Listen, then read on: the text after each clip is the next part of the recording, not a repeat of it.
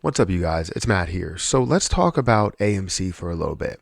Because while we've mentioned AMC plenty of times on this channel, it's come to my attention, right, that there is an important time period right now for AMC. It shows us that we may see a significant increase in the overall position, as well as seeing, some future strength within the position. Now, what is really showing this? What is this important date? What is this important thing all about? Well, that's what we're going to get into in this video. So guys, if you could, make sure you hit the like button and hit that subscribe button. Hit that notification bell for more of these videos. Also, make sure you check out some of the links down below. It does help out the channel.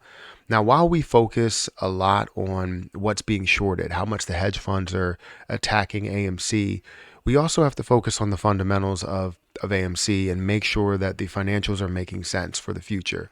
Because it seems like AMC is going to be more of a longer term play than we all hoped, obviously, because we all hoped for this to play out within a year or 2 years or three, and that didn't really pan out. And so we understand that different methods and different things had to be done in order to keep AMC, in business and surviving and, trying to pay off debts and doing everything that they needed to do while they're trying to fully recover and get back in order, right? Because COVID messed a lot of things up. Even before that, you still saw that you didn't really have as high of revenue. You didn't really have a lot of people going to movie theaters. A lot of people were interested to really explore the streaming service side of it. But honestly, in my opinion, and what I see within like Netflix and a lot of other streaming services are not profitable for movie companies. The studios as well, it's not profitable for basically anybody. So, and you can see it, right? Netflix has been losing money, even though they report, a positive bottom line overall with the amount of debts that they have. They've been kind of living off of those debts and increasing those debts, finally paying them off in the last maybe couple of years. But they've been kind of adding to those debts, even though the bottom line looks amazing when it comes to net income. And the same thing goes for other streaming services, right? You look at the basics, and if I wanted to go see a movie, if I go to the movie theater, it's gonna be $15, right? And that $15 ticket is for one person. And the next person does the same thing. The movie theater's filled. They have a lot of money in their hands just from one theater.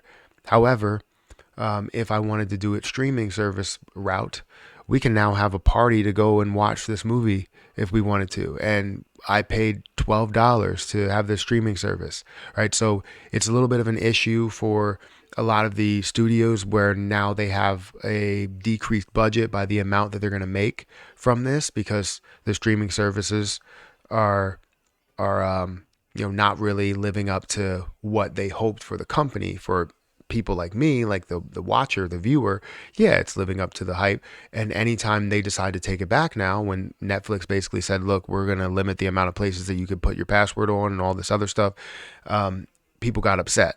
Very, very upset. So now it's like they can't do that, or else it's like boycott Netflix or boycott whatever. And that's a problem with them. So I don't think streaming services are ever going to be a thing to where they take over the experience of going to the movies. That being said, AMC is a movie theater chain that will continue to have that success. Now, what's this important date, this important information that we need to see? Well, if you don't know, like I said, financials are key.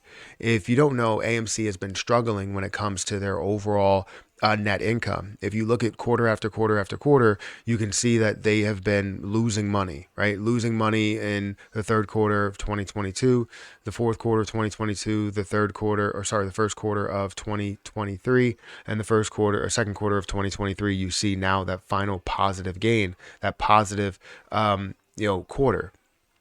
And I think the reason why it's so important, and the reason why this data is so important of November 8th, is because you have, earnings, you have information, you have what the revenue numbers are going to be for the quarter. And those revenue numbers, from what I've seen, are coming back from a range, right? A range of $1 billion to $1.3 billion. If you see $1.3 billion, most likely the expenses and everything have sort of stayed the same. They may have actually paid quite a bit to house the Taylor Swift tour.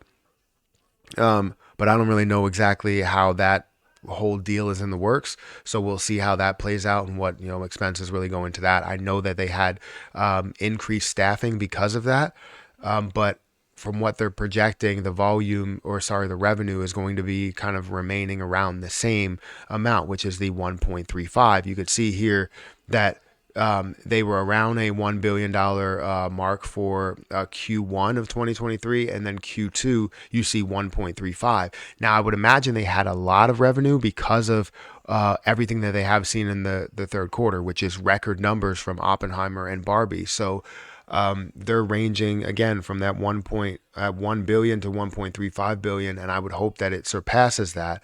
But a lot of projections have it below that, which it doesn't really make sense if you're seeing record numbers. Now, if you do see record numbers and you see it above that 1.35 billion, know that you're going to have a positive net income again, which leads to being able to pay off debts and all of those things there, which would be fantastic. So 2 positive quarters in a row really creates some interesting movement there. Now, we haven't seen I don't think we've seen over 1 point. Yeah, we haven't seen over 1.4, 1.5 billion since 2021. First quarter of 2021, we saw 1 point.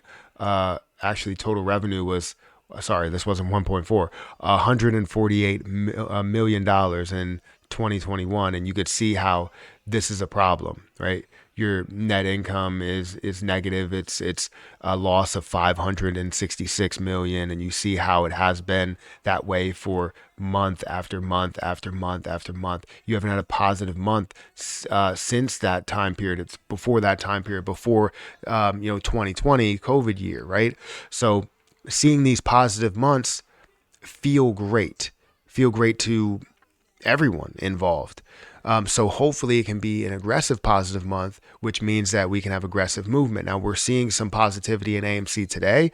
It's up about 5% on the day. It's at $10.53, at which it's sitting at I'm trying to figure out the market cap. It's sitting at a $2 billion market cap, which I believe it can go so much further. If we look at this month over month and understand the growth phase and where this could get back to $71.26, which may sound like a lot, but since the dilution and the conversion of 8 preferred stock, you do see that you have an easier road to get there, right? And it's not ridiculously pricey to end up moving that far because of the lack of shares you do have in total, right? The reverse split that they did. So ultimately, I think November 8th is an important date. It's very, very important for all of us. And I can't wait to actually stream the earnings call. We'll continue with more updates as the days go on, but we'll stream the earnings call, whether it's on this channel or on my main channel. I'll let you guys know, depending on how many videos I post on that day. But yeah, that's what I have for you guys today. Make sure you guys hit that like button. Make sure you check out, my links for Robinhood and Webull and all of those down below if you guys are interested. And don't forget to follow me on Rumble, which is a new platform that's new to me. It's not brand new, but it's a new platform to me. I've started exploring on there and adding more on there. So if you are watching this video on Rumble, thank you guys for watching. But I'm going to get out of here, and I'll catch you guys in the next video. See ya.